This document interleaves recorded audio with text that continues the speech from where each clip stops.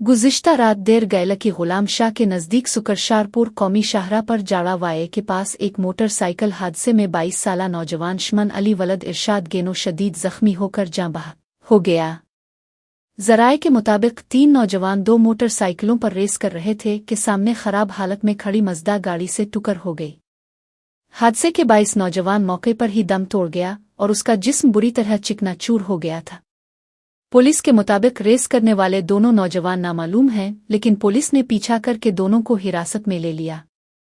हादसे से मालूम हुआ कि अक्सर नौजवान मोटरसाइकिलें गैर जिम्मेदारी के साथ चिल्लाते हैं, रोड के दरमियान ज़्यादा तेज़ रफ्तारी से जाते हैं, पीछे आने वाली गाड़ियों को रास्ता देने की परवाह नहीं करते और बाज़ औक़ात मोटरसाइकिल पर औरतें और बच्चे भी बैठे होते हैं, जिसकी वजह से हादसात पेश आते हैं। लकी गुलाम शाह पुलिस ने अवाम से अपील की है कि मोटरसाइकिलें मुहतात अंदाज में चलाएं ताकि मज़ीद हादसात से बचा जा सके।